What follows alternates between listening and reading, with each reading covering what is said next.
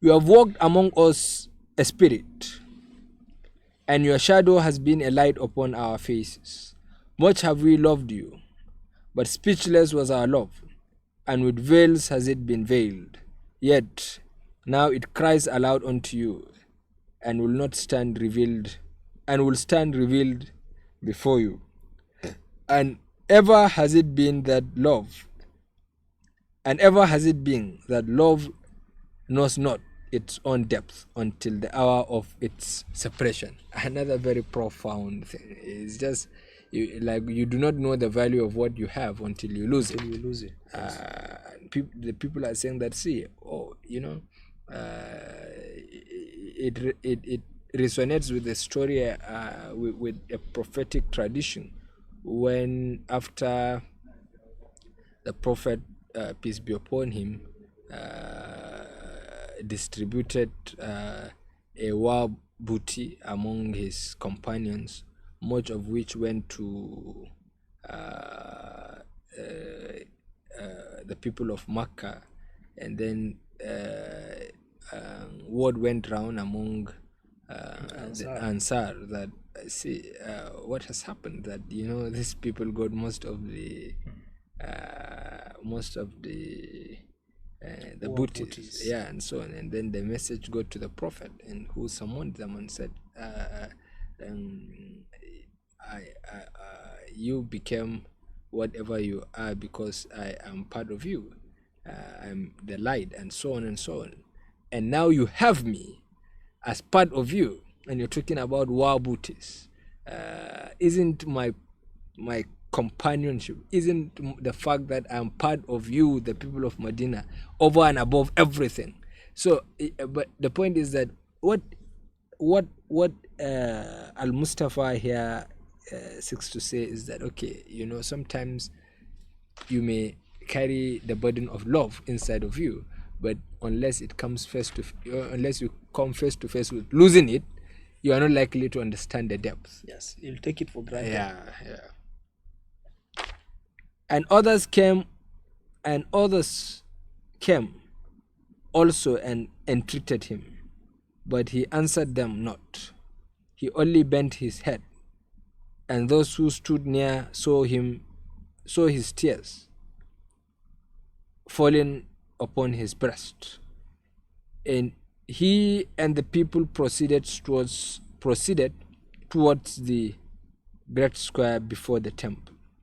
And there came out of the sanctuary a woman whose name was Al-Mitra, and she was a seeress.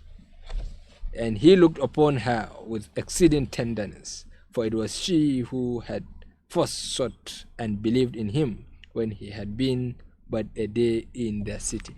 Very profound, because there is always this story about prophethood, of someone identifying them when they were, really everybody rejected them, when nobody even pays attention to them. There is always one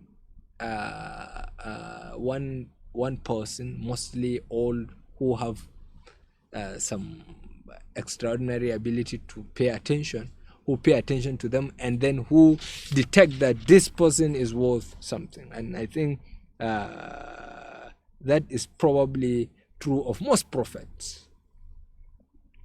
And despite all other people, the priests and the priestesses, asking him to speak to them, none could convince him other than Al-Mitra.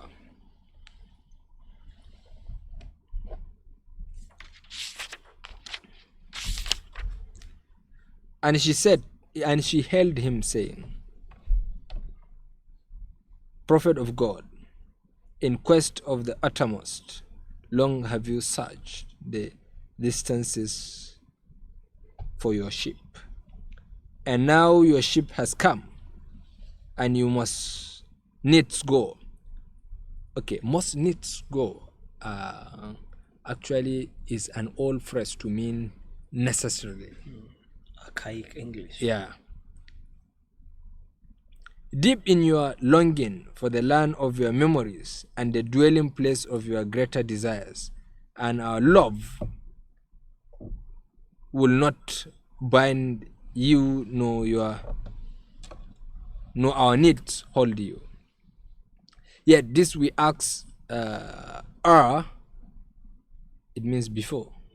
This we ask before you leave us, that you speak to us and give us of your truth, and we will give it unto our children, and they unto their children, and it shall not perish. This is to clarify the part here where the priest asked him to not leave them with just memories. They want something from him which they can pass on and on and on and on.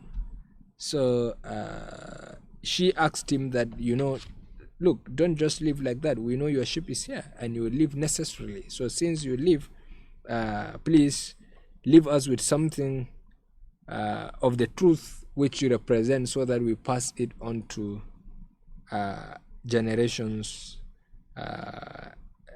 yet to come.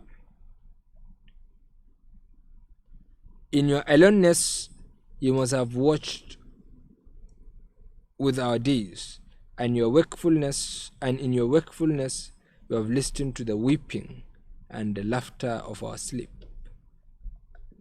Now, therefore, disclose to us ourselves, and tell us all that has been shown you of that which is between birth and death. I think we'll stop here. Okay. And he answered, people of Ophalis, of what can I speak, save of that which is now moving within your souls? We'll stop here, but let's just dissect this part in which he said, the woman asked, now therefore disclose to us ourselves. It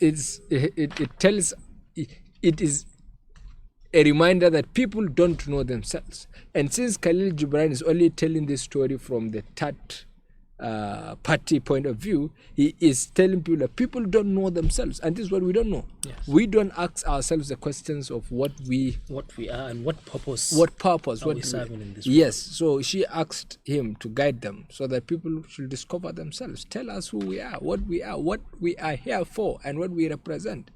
And he accepted to tell them about things that he thinks are in between their birth and